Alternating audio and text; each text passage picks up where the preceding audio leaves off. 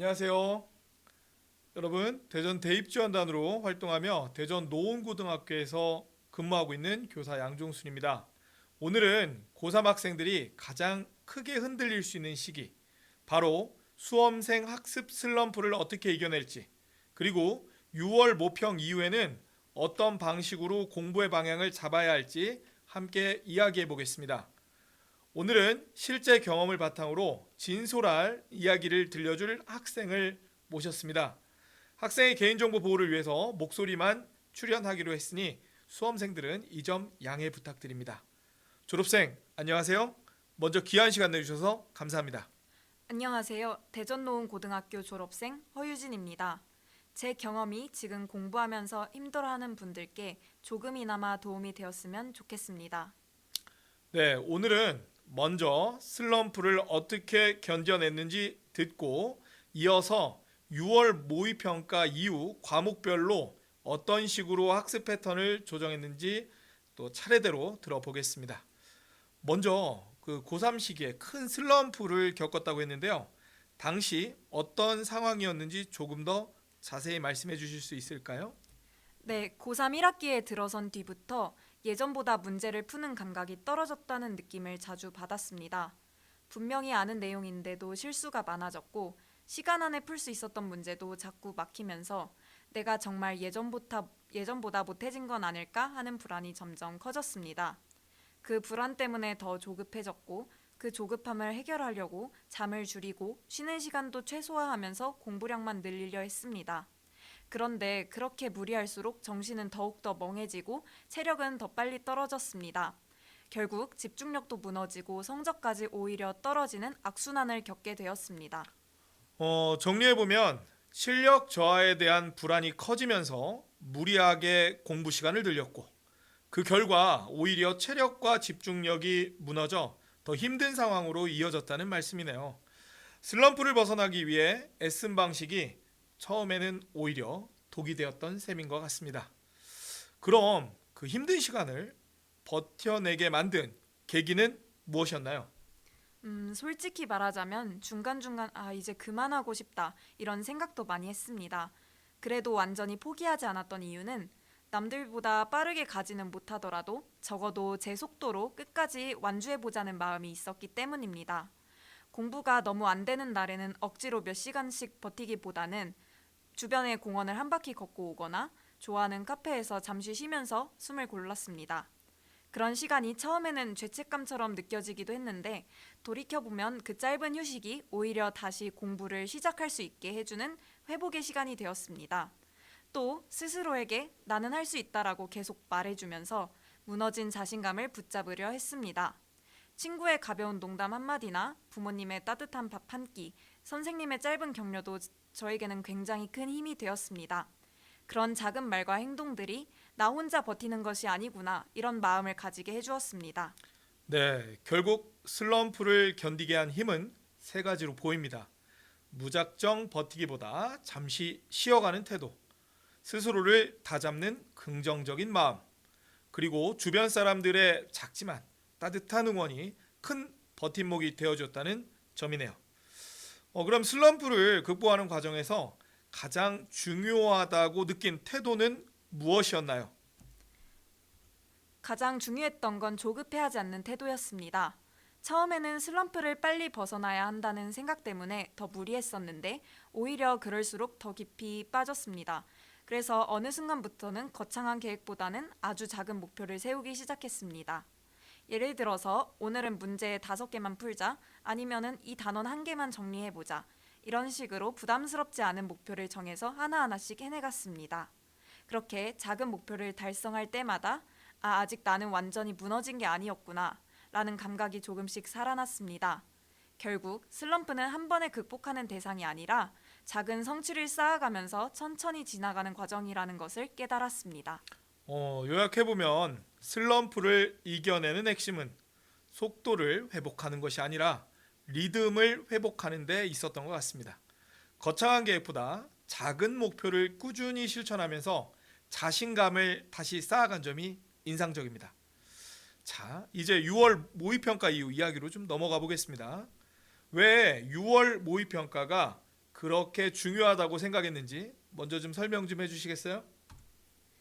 우선 6월 모의평가는 실제 수능을 출제하는 평가원이 직접 만드는 시험이기 때문에 수능과의 연관성이 높다는 점에서 매우 중요하다고 생각했습니다. 그래서 저는 이 시험을 단순히 점수 확인용 시험으로 보지 않았습니다. 오히려 앞으로의 공부 방향을 점검하고 조정할 수 있는 기준점으로 활용해야 한다고 생각했습니다. 시험을 본 뒤에는 몇 점을 받았는지만 보는 것이 아니라 문제가 어떤 방식으로 출제가 되었는지, 나에게 낯선 유형은 없었는지, 내가 어떤 부분에서 흔들렸는지를 꼼꼼히 확인했습니다. 특히 국어와 영어 같은 경우는 지문의 내용이 선지에서 어떤 식으로 변형되어서 나왔는지 살펴보는 것이 중요하다고 느꼈습니다.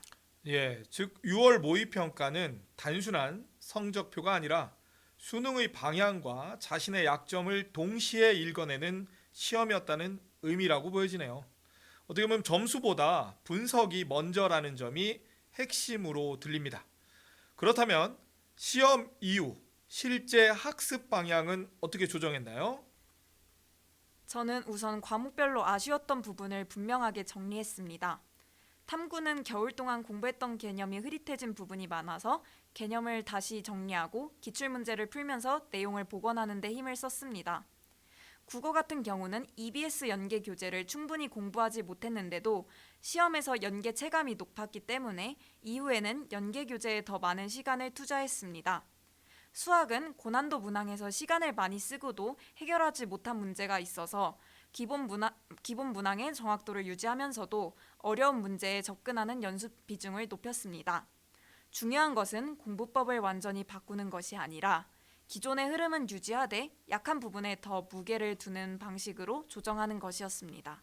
네, 정리하면 6월 모의평가 이후에는 전면적인 변화보다 약점 보완 중심의 조정이 더 중요했다는 말씀이네요. 과목별로 부족한 지점을 냉정하게 확인하고 그 부분에 시간을 재배치한 점이 효과적이었던 것 같습니다. 그럼 먼저 국어 공부법부터 자세히 들어보겠습니다. 6월 모의평가 이후 국어는 어떤 방식으로 공부했나요? 국어는 무엇보다 시간 관리가 중요하다고 생각해서 연계 교재를 공부할 때도 반드시 시간을 재면서 풀었습니다. 특히 문학은 연계 체감이 높을 때 시간 절약 효과가 크고 난이도 면에서도 이점이 있다고 느껴져서 가장 많은 시간을 하루에 투자했습니다. 문제를 다 푼 뒤에는 바로 정답만 확인하고 끝내지는 않았습니다. 다시 지문으로 돌아가서 제가 어떤 근거로 답을 골랐는지, 제가 왜 틀렸는지, 제 사고 과정에서 어떤 부분이 잘못되었는지를 분석했습니다. 이해가 되지 않는 부분은 해설지나 인터넷 강의를 참고했고 틀린 이유와 고쳐야 할 점은 지문 옆에 여백에 짧게 메모해 두었습니다. 별도의 오답 노트를 만드는 것이 부담스러운 학생이라면 이런 방식도 충분히 효과적일 것이라고 생각합니다. 또 연계 지문과 같거나 비슷한 내용을 다룬 문제를 추가로 풀어보면서 하나의 작품이나 제재를 여러 각도에서 다시 점검해 보았습니다. 기출문제와 실전 모의고사도 병행했는데 기출문제 같은 경우는 평가원의 출제 방식을 익히는 데 매우 도움이 되었고 실전 모의고사는 낯선 지문에 당황하지 않는 연습이 되었습니다. 저는 여러 풀이 순서를 시도해 본 끝에 언어와 매체, 문학에서 새 지문을 풀고 독서를 푼 뒤에 마지막으로 고전소설을 푸는 순서가 저에게는 가장 잘 맞다는 것을 찾았고 이후에도 그 순서를 유지했습니다. 네, 국어학습의 핵심은 시간 재기, 지문 재분석, 또 연계 교재 반복, 기출 분석, 실전 순서 점검으로 정리할 수 있겠습니다. 단순히 많이 푸는 공부가 아니라 푼 뒤에 자신의 사고 과정을 점검하는 공부가 중요했다는 점이 잘 드러납니다. 그리고 아까 그 문제풀이 순서들 예를 든 것이지 꼭 그렇게 해야 된다는 거 아니니까 수험생들은 참고하시면 좋겠습니다. 이번에는 수학입니다. 수학은 어떤 기준으로 공부 방향을 잡았나요? 수학 같은 경우는 학생마다 실력 차이가 크기 때문에 공부 방법도 달라질 수 있지만 누구에게나 공통적으로 중요한 것은 바로 2점과 3점 문제를 빠르고 정확하게 해결하는 능력이라고 생각합니다. 저도 먼저 쉬운 문제를 실수 없이 처리할 수 있는지부터 점검했습니다. 만약 이 부분이 흔들린다면 취약한 개념을 다시 정리하고 쉬운 문제를 반복해서 풀어보면서 안정성을 높이는 것이 먼저라고 생각했습니다. 반대로 기본 문제가 어느 정도 안정적이라면 그 다음에는 쉬운 사전 문제와 고난도 문항으로 넘어가면서 범위를 넓혀가야 합니다. 중요한 것은 문제를 푼 뒤 풀이를 반드시 되돌아보는 습관입니다. 어느 부분에서 사고가 틀어졌는지, 나에게 더 간결한 방법은 없었는지 등을 살펴봐야 실수가 줄어듭니다. 저는 실전 모의고사도 적극적으로 활용했는데 일주일에 한 번에서 두 번 정도 시간을 재고 풀어보면서 쉬운 문제를 빠르게 해결해서 어려운 문제에 쓸 시간을 확보하는 연습을 했습니다. 또 시간 안에 풀 수 있는 문제와 과감히 넘겨야 할 문제를 구분하는 감각도 키우려고 했습니다. 네, 수학은 기본 문제의 정확도를 확보한 뒤 난도를 넓혀가고 또 풀이를 복귀하며 시간 배분 감각까지 함께 길러야 한다는 점으로 정리할 수 있겠습니다. 선생님이 볼 때 무조건 어려운 문제만 푸는 게 중요한 게 아니고 기본적인 문제, 이 기본적인 문제를 계속 연습하는 것이 가장 중요하지 않을까 싶습니다. 특히 실전에서는 모든 문제를 또 붙잡기보다는 자기가 해결할 수 있는 문제를 확실하게 챙기는 태도가 중요하다는 말씀으로 보여집니다. 자, 다음은 영어. 영어는 어떤 식으로 준비했나요? 영어는 절대평가 과목이기 때문에 상대적으로 부담이 적다고 느낄 수 있지만 원하는 등급이 안정적으로 나오지 않는다면 가장 먼저 기본 구간을 점검해야 한다고 생각했습니다. 그래서 먼저 듣기 문제와 쉬운 독해 문제를 안정적으로 맞추고 있는지 확인했습니다. 이 구간에서 점수를 놓치게 된다면 등급의 유지가 흔들릴 수 있기 때문입니다. 그 다음으로는 빈칸 추론, 순서 배열, 문장 삽입처럼 어려운 유형을 하루에 일정 분량씩 꾸준히 풀었습니다. 영어는 단기간에 급격히 올리겠다는 생각보다는 매일 조금씩 반복하는 것이 훨씬 효과적이라고 느꼈습니다. 여유가 있을 때에는 기출문제나 실전 모의고사를 시간을 재고 풀어보면서 쉬운 문제에서의 실수를 줄이고 제한된 시간 안에 문제를 마무리하는 감각도 함께 익히려 했습니다. 네, 여러분들 눈치채셨는지 모르겠어요. 어떻게 보면 어렵게 어려운 문제만 푸는 게 아니라 지금 계속 반복되고 있는 게 기본적인 기초 문제, 그리고 자기가 정확히 맞출 수 있는 문제에서 실수를 줄이는 것. 그것이 핵심이 아닌가 싶습니다. 특히 이제 영어는 듣기와 쉬운 독해 같은 기본 점검이 우선이고 또 어려운 유형은 매일 꾸준히 다루는 방식이 효과적이었다고 정리할 수 있겠습니다. 결국 영어도 기본기와 꾸준함이 성적을 안정시키는 핵심이라고 생각합니다. 마지막으로 탐구 과목은 어떻게 공부하셨나요? 탐구는 3학년 1학기 내신이 끝난 뒤에 돌아보니까 겨울 동안 공부했던 내용이 많이 흐릿해져 있다는 것을 느꼈습니다. 그래서 6월 모의평가 이후 여름방학 동안에는 부족한 개념을 다시 정리하고 기출문제를 풀어보면서 내용을 하나씩 복원하는 방식으로 공부했습니다. 연계교재도 함께 풀어보면서 다양한 유형의 문제를 접해보았고 개념이 실제 문제에서 어떻게 적용되는지도 확인했습니다. 탐구 역시 결국 핵심은 기출이라고 생각합니다. 평가원이 어떤 개념을 어떤 방식으로 묻는지를 익혀야 실제 시험에서도 안정적으로 대응할 수 있기 때문입니다. 실전 모의고사도 활용했지만 그 점수에 너무 일희일비하지 않으려고 했습니다. 실전 모의고사는 실제 수능과 출제 방식이 다를 수 있으므로 점수 그 자체보다는 제한된 시간 안에서 문제를 어떻게 풀어갈지를 연습하는 데에 더 큰 의미가 있다고 생각했습니다. 탐구는 흐릿해진 개념을 다시 세우고 또 기출과 연계 교재를 통해 적용력을 키우고 실전 모의고사로 시험 감각을 익히는 구조였다고 생각합니다. 점수보다 풀이 과정과 실전 대응력을 더 중요하게 본 점도 인상적입니다. 끝으로 지금 슬럼프를 겪고 있거나 또 6월 모평 이후 방향을 잡지 못해서 불안해하는 수험생들이 있을 것 같아요. 어떻게 그 수험생들에게 꼭 전하고 싶은 말이 있다면 부탁드립니다. 수능 날까지는 정말 많은 감정의 변화가 찾아오는 것 같습니다. 잘 풀리는 날도 있지만 아무리 해도 되는 일이 없는 것처럼 느껴지는 날도 있습니다. 그럴 때 남과 비교하면서 조급해지기 시작한다면 마음이 더 흔들리기가 쉽습니다. 그래서 저는 다른 사람보다 앞서가고 있는지를 보기보다는 어제의 나보다 조금이라도 나아졌는지를 더 중요하게 생각하려고 했습니다. 또 완벽하게 버티려고 하기보다는 지칠 때는 잠깐 쉬고 다시 시작할 수 있는 힘을 기르는 것이 훨씬 중요하다고 느꼈습니다. 결국에 입시는 끝까지 포기하지 않고 자기 속도로 완주하는 사람에게 의미 있는 결과를 남긴다고 생각합니다.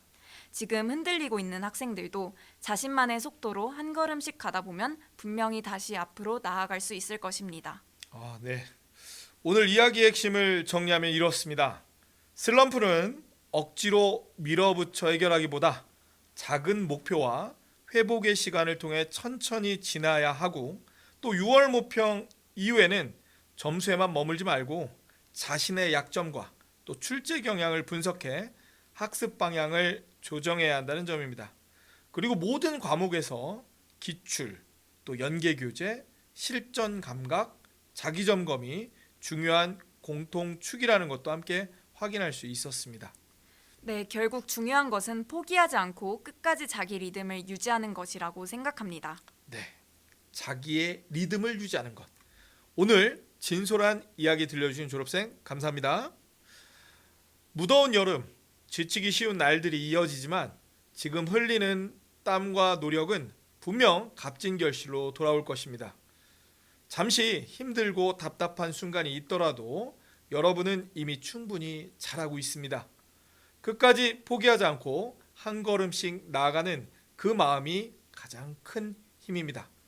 더운 날씨 속에서도 건강 잘 챙기시고 오늘의 작은 노력이 내일의 큰 자신감이 되기를 응원합니다. 수험생 여러분, 이번 여름도 힘내세요. 여러분의 도전을 진심으로 응원합니다. 감사합니다.